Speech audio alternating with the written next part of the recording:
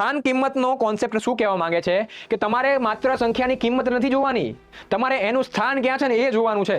તમે કેવા લોકો સાથે બેસો છો, કોની આજુબાજુ તમે ફરો છો, હે ને, કેવા સાહેબ પાસે ભણો છો, એના આધારે તમારી કિંમત નક્કી થાય. એવી કિંમતને કહેવાય સ્થાન કિંમત.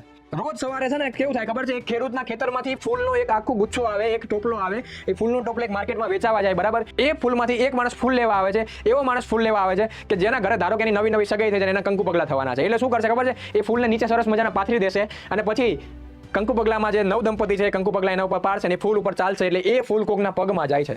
હવે એક બીજો માણસ કે જે પૂજારી છે એ ફૂલ લેવા આવ્યો, એ ટોપલામાં એની બાજુમાં બેઠેલું ફૂલ એ લઈ જાય છે, બીજો પૂજારી એનું ફૂલ લઈ જાય ને એ ફૂલ મહાદેવને ચડે છે. તમારું સ્થાન શું છે એ તમારી વેલ્યુ નક્કી કરે છે મિત્રો. જો સર્પ એટલે કે સાપ, નાગદાદા તમને આજુબાજુમાં ક્યાંય મળી જાય તો લોકો એને લાકડી લઈને મારે છે, પણ એ જ સર્પ જો શિવાલયની આજુબાજુ મળી જાય તો કે આ ભગવાન છે એમ કહીને પૂજે છે, ગોગા મહારાજ છે એવું કહીને પૂજે છે.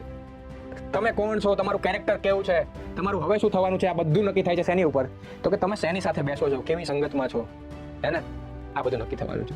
એવી જ રીતે તમે એક્ઝામમાં પાસ થવાના છો કે નથી થવાના એ શેની ઉપર ડિપેન્ડ કરે છે, તો તમે કોની પાસે ભણો છો એની ઉપર ડિપેન્ડ કરે છે. તો આવી કિંમતને કહેવાય સ્થાન કિંમત, કે જે તમારી કિંમત નક્કી કરે. તમારી કિંમત જેટલી છે એટલી તો ઠીક, પણ તમારા સ્થાનને લીધે એની કિંમત વધારે અથવા તો ઘટાડે, એવી કિંમતને કહેવાય સ્થાન કિંમત.